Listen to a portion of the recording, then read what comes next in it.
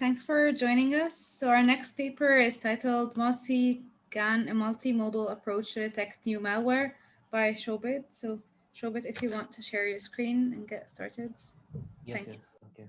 Hello, everyone. My name is Shobit. I am a student of at Indian Institute of Technology, Bhubaneswar, India. I'm going to present the extended abstract whose title is ModCGAN, a multimodal approach to detect the new malware. Along with me, the uh, author of this extended abstract is Dr. Padmalochan Bera. He is a faculty at Indian Institute of Technology, Bhubaneswar. The domain of this research is novel malware detection and novel malware generation. First, we will see the introduction that why the cybersecurity is important. Then we will see our proposed methodology. Our proposed methodology having several components. We will see the implementation details of each component. At the end, we will see some concluding points. Okay. Yes. No, wait. Yes. Okay. So in today's world, the services are heavily depend on internet. Due to COVID-19, we are sharing our resources and we are accessing our resources through the online mode. Due to this, due to this, that the most of the cyber crime is also increased. The cyber physical systems like smart grid, industrial control systems, healthcare, etc., are prone to attack. So these attacks can be on computing platforms, which is done through establishing the unauthorized access, which will hamper the confidentiality of the system, and through the network infrastructure which is used for the communication between the physical device and the control units. So these attack can be DOS attack, hijacking of server. So these basically hamper the availability of the system. Next is the attack can be on administration and planning. So this can be done through false information forwarding, false data injection. So this will hamper the integrity of the system. To secure these ubiquitous computing platform, these complex networks and communication channel, the organization have to enforce the strict information security policies, which will avoid the hampering of confidentiality, ensures the protection of data, integrity, ensures the trustworthiness of the data, and the availability, which will ensures that the legitimate user can able to access the system. Next, these systems can be prone to different types of intrusions. Basically, they are categorized into two types of intrusions: network intrusions, which includes DOS, DDoS, man-in-the-middle attack, IP spoofing, etc. Next is system intrusions. This can be done through the malwares. So malware can be of different form: virus, forms, Trojan horse, ransomwares. So our research is basically focused on the malware.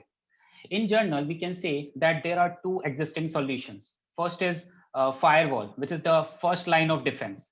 Second is intrusion detection system, which is the second line of defense. So basically, malware is the malicious computer program that abort or disabled or access the systems, unauthorized access to the systems. So this malwares are basically hidden in the files. So according to AV test, the malwares has been increased linearly over the year. As we know, due to COVID-19, that the sectors like education sectors, services are through the online mode. So due to this, the cyber crime is increased up to 600%. So this will give the motivation to the cybersecurity community to build more sophisticated malware detection framework. So we are going to design the multimodal framework for the malware detection. So in this, given a heterogeneous source file, we have to systematically identify whether that particular file is the malware or a benign file. So to do that, we propose the machine learning approach in which we use the CNN LSTM, and the generative adversarial network. So we will generate the novel malware based on the similar distribution. This can be done through the generative adversarial network. we will reuse these generated vectors for the detection purpose. So when the incoming novel malware come to our system, so we will detect it, we will find the similarity. So this from the generated malwares and the new malware. So this can be done through the cosine similarity. At the end, the performance can be analyzed through the confusion matrix. So the motivation behind doing this research in this field is come from the Stuxnet. So Stuxnet is the cyber weapon which is used against the Iran nuclear power plant, which physically destroy the centrifuges of the nuclear power plant. Centrifuges is used to mix the nuclear material in the power plant. So after 9 months, the similar type of attack was available online in the dark web. So whose characteristics is similar to the previous malware, which is Stuxnet. So basically, the attackers generate the new malware through the code obfuscation, code polymorphism, code mutation techniques. So my system is going to detect those malwares whose characteristics are similar to the characteristics of the previous malwares. So we are going to prepare to detect the malwares which haven't seen yet. So the contribution of this paper is we are proposed the machine learning driven malware detection framework. We extract the malware feature through the different representation, that is image and the sequence. We will generate the novel malwares through the generative adversarial networks. So this is my proposed framework. So proposed framework having basically three component, three major component. First component is image autoencoder. Second component is sequence autoencoder, and third is generative adversarial network. Let's see each component one by one. So first we have a malware file. We will run the malware file in the sandbox, and sandbox will give us the API sequences in the form of XML file. So we will pass this XML file through the data pre-processing unit. In data pre-processing unit, we will extract the features from it. So the feature extraction, features can be like API name, call PID, return value, etc. We will form the image through these features. After forming this image, we will pass through it through the image autoencoder. So image autoencoder itself have three components. First is encoder. So we will give this 2D image to the this 2D CNN. So we will pass it through it, and we will get the compressed representation from it. And this this compressed representation, this is called the code, and this compressed representation is passed through the decoder. Decoder will ensures that that the compression should be lossless, and it is used for the training of the encoder.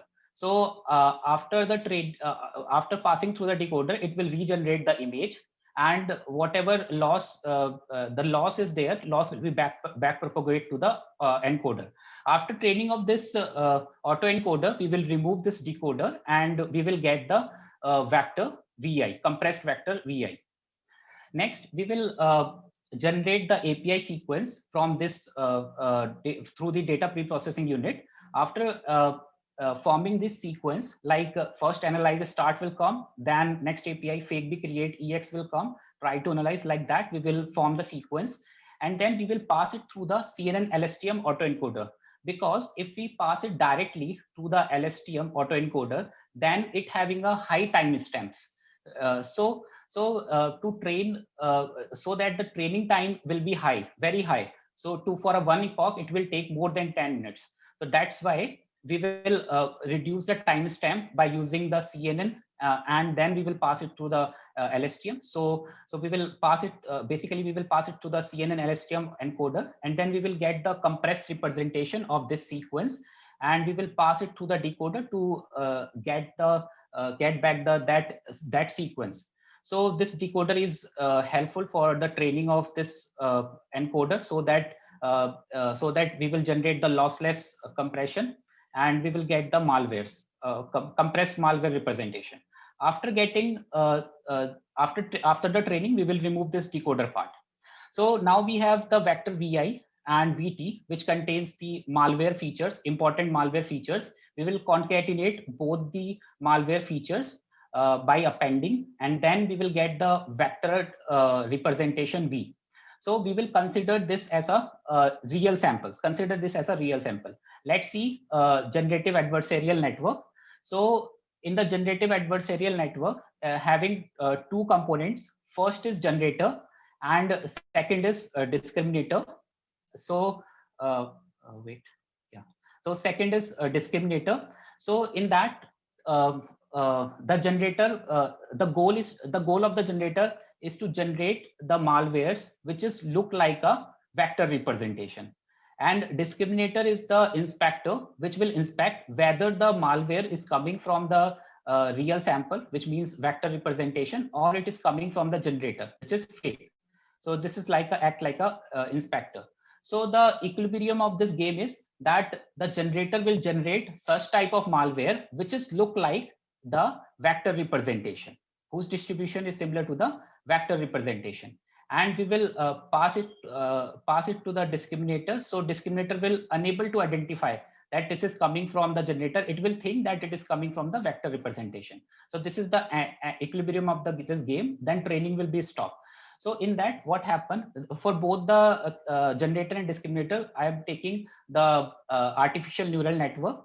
I am passing the Gaussian noise to the generator. Then generator will generate this new vectors, and it pass to the discriminator.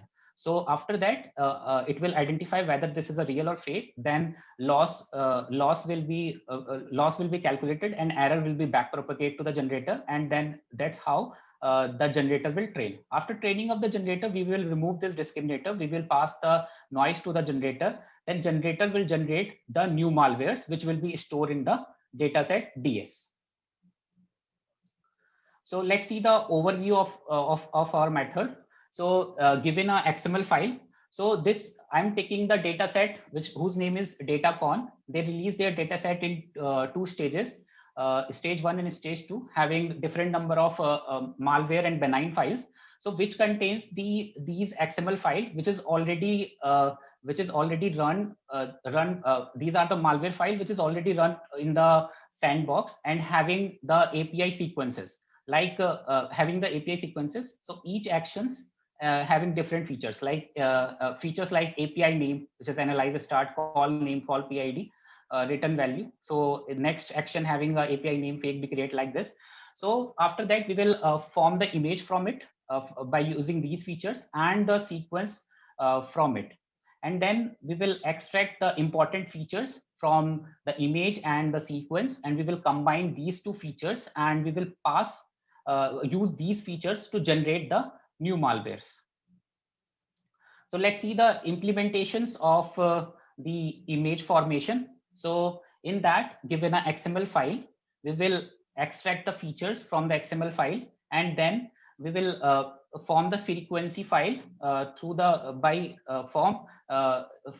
by taking the frequency of each value of the features. For example, this API name is a feature who's having value analyze start. So let's consider this as a 1. If it is coming 4 times in this entire file, then its value become 4. Like API 4 is coming 102 times, and 5 is coming 58 times. Like that, other features are append like this. And then we will normalize it to the normalize by using this formula, so that all the values will be under 255, because we will pass it to the 2D CNN LSTM, 2D CNN autoencoder. And then the value of a feature is the value of 1 pixel. For example, pixel 1 having a value 4, pixel 4 having a value 102, like that. And then we will arrange these pixel value to form a 1 row, and arrange all the rows to form the image, and we will add the noise and reshape the image. And then we will get the image, and then we will pass it to the CNN autoencoder. This is the implementation detail of sequence formation. In that, we have a XML file. We will extract the feature from it and form the sequence. And then we will truncate the sequence if size is more than 4096, and we will append 0 if size is less than 4096. This value 4096 has come from the experiment. So we will use the min-max normalization according to the frequency of feature value, and we will get the normalized final sequence, and we will pass it to the CNN LSTM autoencoder. So this is our testing architecture. In that, given a XML file, we will do the pre-processing. We will form the image and we will pass it to the encoder. I already told in the architecture over the proposed methodology that we will remove the decoder part after the training. So we will pass this API image to the encoder. We will get the compressed representation of this image, and which contains the important malware features. And similarly, for the API sequence, we will form the sequence and we will pass it to the CNN STM encoder, and we will get the compressed representation VT. We will concatenate both the important malware features VI and VT by appending, and then we will get the vector representation V. Now we have already saved our newly generated malwares in the novel malware data set, and then we will calculate the similarity between this newly generated data sets vectors and this vector by using the cosine similarity, and we will set some threshold. If the value is more, similarity calculation value is more than the threshold, then the file will be malware, or otherwise it will be the benign file. So the conclusion of this this presentation is that our model can detect the malware which is generated from the technique of code polymorphism, mutation, and code obfuscation techniques, etc. So that we have already extracted the features by using different ways like image and the sequence for getting a more important features.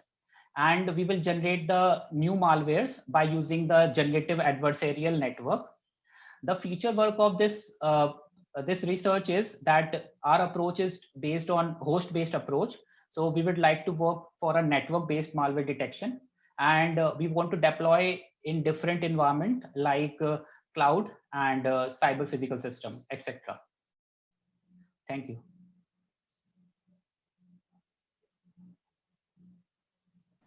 Thank you so much for your presentation. I have a question from an anonymous person. Thank you for your talk. Interesting work. How did you obtain the API sequence given in the XML file that is used for the learning features? So can you repeat the question? How did you obtain the API sequence given in the XML file that is used for learning? How we get the API sequence? Yeah. Okay, fine. So what happened that you can see, this XML file. So this is the XML file contains the action list. Like this is the action 1, which will performed by the malware. This is action 2.